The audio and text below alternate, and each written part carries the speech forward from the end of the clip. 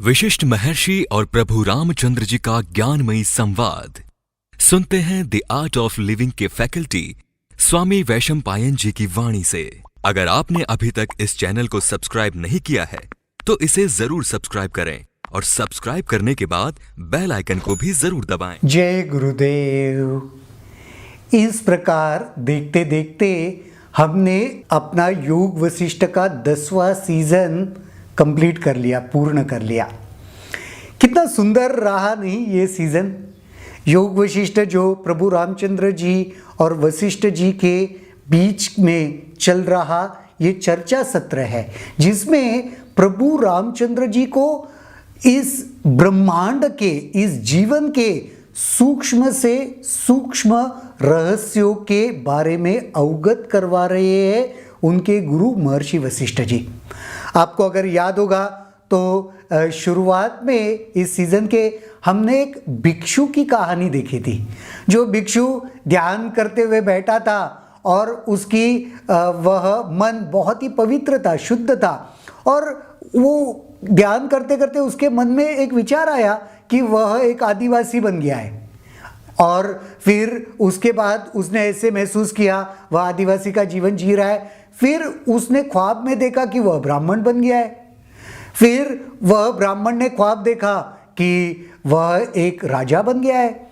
फिर वो राजा से एक सम्राट बन गया, फिर अप्सरा बन गया, फिर फूल बन गया, लता बन गया, भौरा बन गया, हाथी बन गया, याद है? फिर रुद्र बन गया, फिर कई रुद्र बन गया।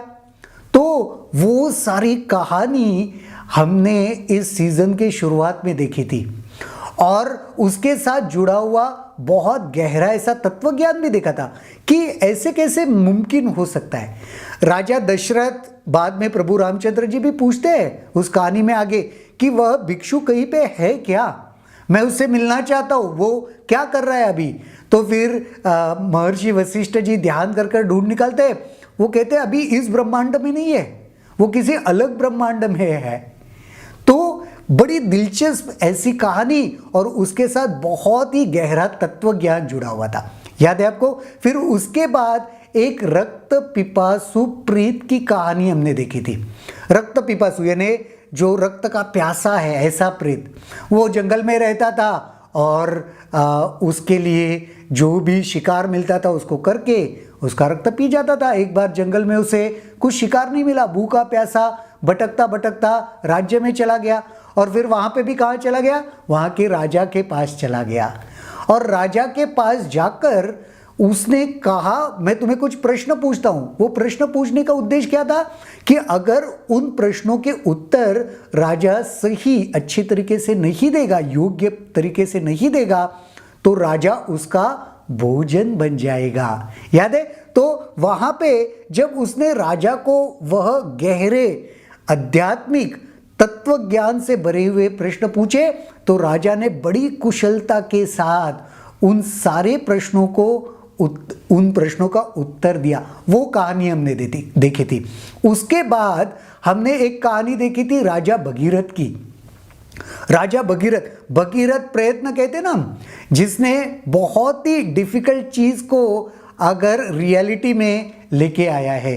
कोई जो अचीव करने में पॉसिबल ही नहीं, इम्पॉसिबल चीज को जिसने पॉसिबल बनाया है, तो ऐसा कोई व्यक्ति काम करता है तो आज भी हम कहते हैं कि भगीरथ प्रयत्न से उसने इसे सिद्ध किया या अचीव किया। तो राजा भगीरथ की कहानी, कैसे राजा भगीरथ ने स्वर्ग से गंगा नदी को धरती पर वो ले आया, क्यों लाना पड़ा वो हमने सब देखा।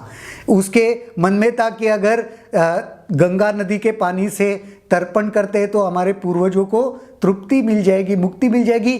तो सारे इस दुनिया के सारे लोगों की भलाई के लिए उन्होंने अथक परिश्रम करके, आसान नहीं था, उन्होंने अपने गुरु त्रितल से पूछा, उनसे ज्ञान लिया।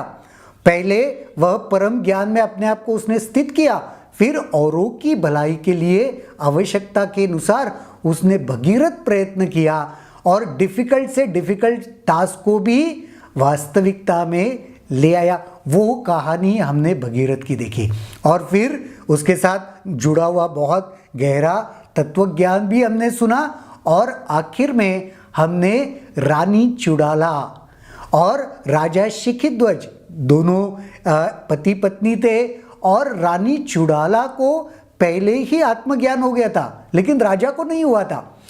तो उसने एक समय ऐसे आया कि उसे लगा कि अभी आत्मज्ञान की आवश्यकता है, और वो रानी को ऐसे समझता था वो तो बच्ची है अभी, उसे क्या तत्व ज्ञान के बारे में, वह परम ज्ञान के बारे में उसको क्या पता होगा।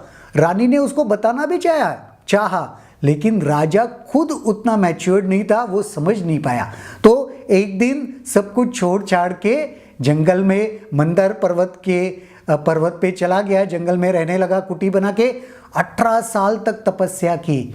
फिर रानी के मन में एक बार आया, क्योंकि उसको बहुत सारी सिद्धियां प्राप्त थी, तो उसने आकाश गमन से वहाँ पे गई और एक सन्यासी का, वो कुंभ नाम के एक ब्राह्मण का वेश लेकर, फिर नारद की भी एक कहानी सुनाई थी, आपको याद होगा, तो कैसे मेरा जीवन हुआ उसके बारे में की कहानी उसे सुनाई।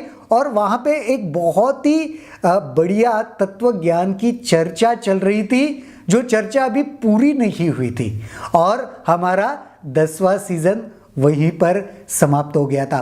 तो ये मैंने एक क्विक रिवीजन कर दिया आपको।